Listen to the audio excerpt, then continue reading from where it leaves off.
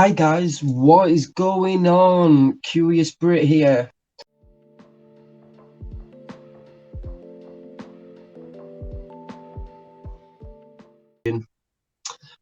So it's gonna be hilarious. I don't know what to expect, but let's get into it.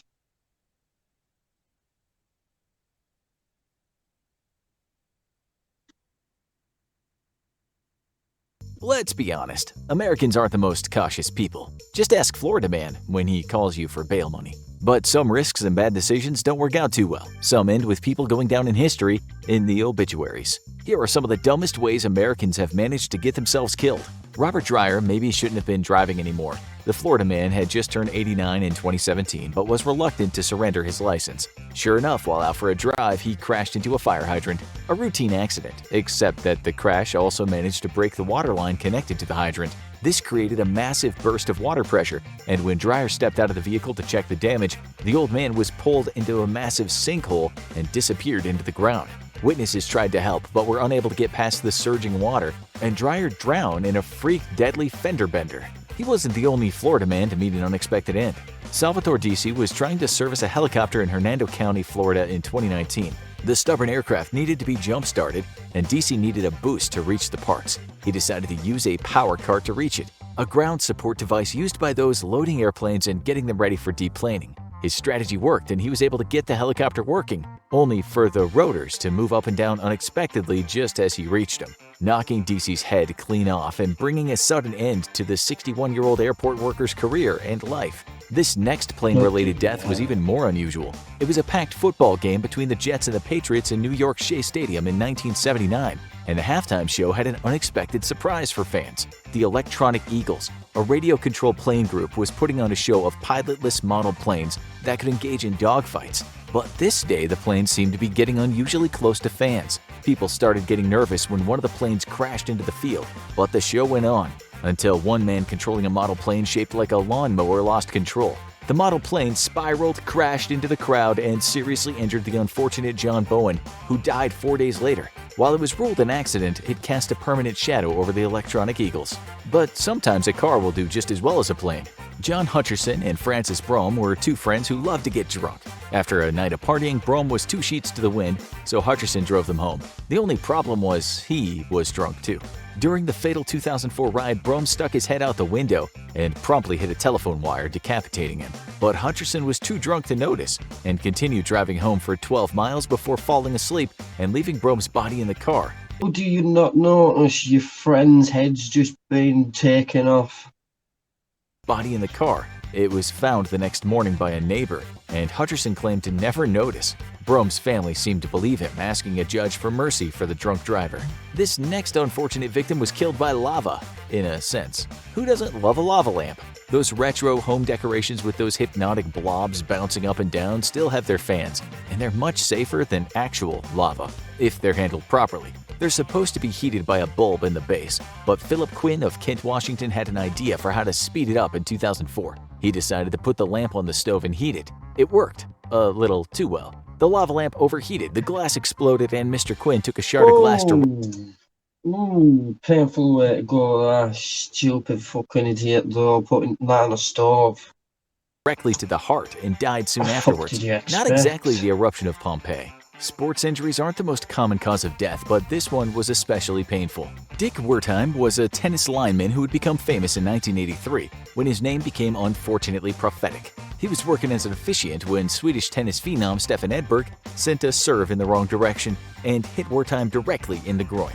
Wertheim recoiled in pain, fell backwards out of his chair, and hit his head on the hard ground. He was taken to the hospital unconscious and died 5 years later. Wertheim wasn't a healthy man, and there were extended legal battles over what killed him, but the International Tennis Foundation made one big change: no more linesmen sitting down during matches. This next daredevil failed a spot check in the most shocking way. Ivan Lester McGuire was a veteran skydiver, and he had gone to his next mission, working with other parachutists in North Carolina.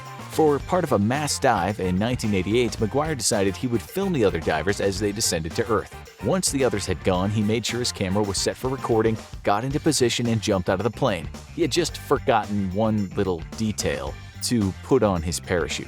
Instead of capturing the other divers as they approached the ground, he managed to capture the fast-approaching ground as he free fell toward a fatal impact. A shocking end for a man who made over 800 jumps. Oh, fucking idiot. One of the most common ways to die? Getting on the wrong side of the wrong animal. Jose Luis Ochoa wasn't exactly a friend to the animals. He liked to attend illegal cockfights in California, and he'd been cited before for training roosters to fight. But in 2011, he had a way to make the cockfights even more exciting, strapping blades to the limbs of the birds to make it easier for them to kill each other. Well, karma got the bird-brained crook. While trying to wrangle one of those birds, it managed to stab him in the calf and he began to bleed profusely. He waited 2 hours to get medical treatment, likely trying to come up with another explanation for his injury, and died soon after arriving. This next death was also caused by cruelty to animals, but these animals were a lot smaller. Edward Archbold was determined to live up to his Florida Man title, and what better way than to win a cockroach eating contest? The challenge, hosted by a lizard store in 2012, offered a grand prize of an expensive python, a deadly animal in its own right. But Archbold was done in by much smaller animals. After eating a large number of roaches and worms, he started choking and vomiting. Unable to clear his airway, he collapsed and died outside the store. While his cause of death was never conclusively determined, most believe that the hard, dry shells and the legs of the cockroaches could have easily gotten stuck in his throat. But you don't always have to kill animals to get killed by them. Erica Marshall might have been a Florida woman, but she was a friend to the animals. She was an experienced veterinarian who specialized in treating horses and was working with the hyperbaric oxygen chamber, commonly used for wound care. But several things were overlooked. The horse apparently hadn't been sedated before being led into the chamber, and its metal shoes hadn't been taped over. That, combined with the high oxygen pressure, was a deadly combination. The horse started kicking, causing sparks which led to a fire, followed by a massive explosion that could be heard 30 miles away and killed both Marshall and the horse. But one man managed to get killed not by an animal, but by a plant. It was 1982 and David Grundman was out for some target practice. The Arizona man was using his shotgun to shoot some signs, and he then turned his attention to another target, the massive saguaro cacti growing in the desert. These cacti aren't the ones you get in a pot at the garden shop. They can be over 20 feet high and live to be over 100 years old. That didn't stop Grundman from shooting at one, and before he knew what happened, the massive spiny limb from the plant landed on him and crushed him. This death became so famous it was immortalized in a song by the Austin Lounge Lizards. The next fatal stunt proved that more isn't always a good thing. It was 1997 and a group of teenagers from Napa High School were enjoying a senior trip to a local water park. A group came up with the idea to just see how many people could fit in one water slide at a time, and the answer was apparently fewer than they hoped. No one knows exactly how many teenagers crammed themselves into that slide, but a portion of the slide opened up due to the weight, dropping the passengers 40 feet. The accident injured 32 people, including 18-year-old Quimby Galati, who died of her injuries. This next man might have valued his cell phone a little too much. Roger Miro had lost his phone. The 56-year-old Chicago man had a suspicion that it might have been thrown out, so he decided to dig through the apartment building's garbage disposal. Unfortunately, he didn't check exactly how the trash was handled in the building. The man went missing, and no one knew what had happened until his wife reported the absence later that day.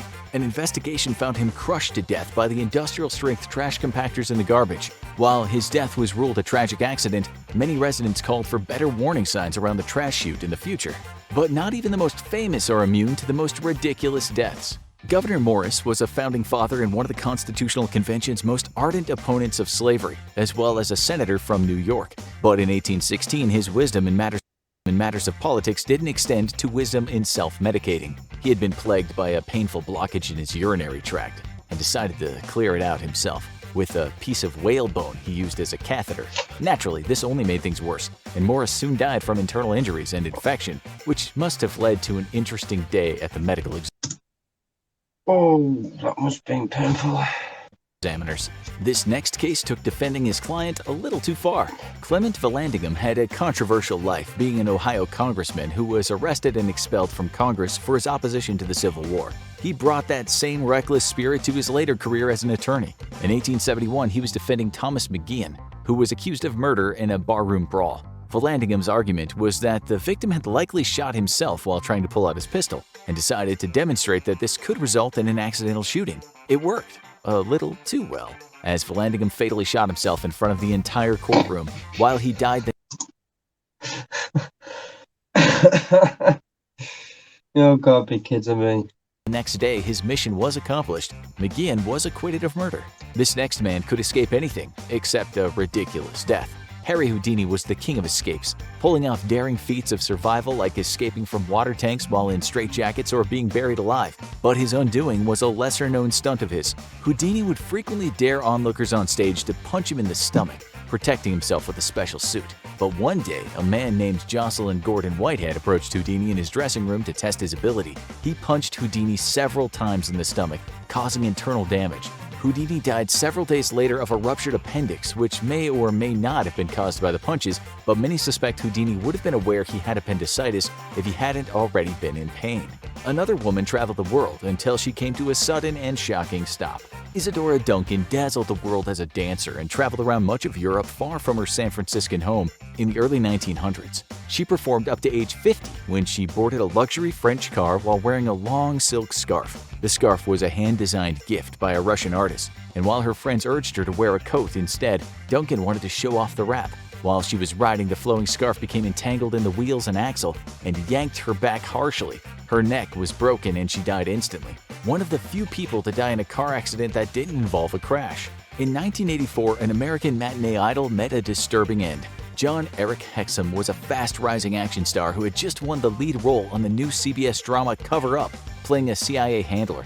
He may have taken his role as a daredevil hero a little too far. While filming a scene with a real handgun, Hexum was frustrated by a delay in filming. He decided to play Russian roulette with the unloaded gun, which had one blank round in it. But the blank used paper wadding and was shot out from the gun with such force when Hexum pulled the trigger that it shattered part of his skull, causing a fatal brain hemorrhage, ending his promising career and dooming the series as it barely begun. But some ordinary people died in such dramatic ways that they became celebrities. Michael Godwin was awaiting execution for murder when he got a lucky break. His attorney was able to get his sentence reduced to life in prison, but the convict was getting a little stir-crazy and decided to do a little do-it-yourself repair. He wanted to watch some television, but his earphones were broken.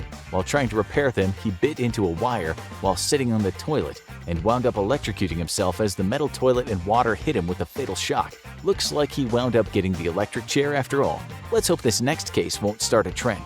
Gender reveal parties are the hottest new trend, and some people are going well beyond a cake with pink or blue center. Pamela Cremeyer was attending a celebration in 2019 when her family members unveiled the centerpiece, an umbrella filled with gunpowder that would create a shower of sparks in the color of the gender reveal. But the rookie gender reveal engineers miscalculated and the umbrella went off like a pipe bomb instead, hitting the 56-year-old Cremeyer in the head with a piece of metal and killing her instantly. For more on unusual deaths, check out Worst Natural Disasters in Human History or watch this video. If you've made it this far in the video, I appreciate it.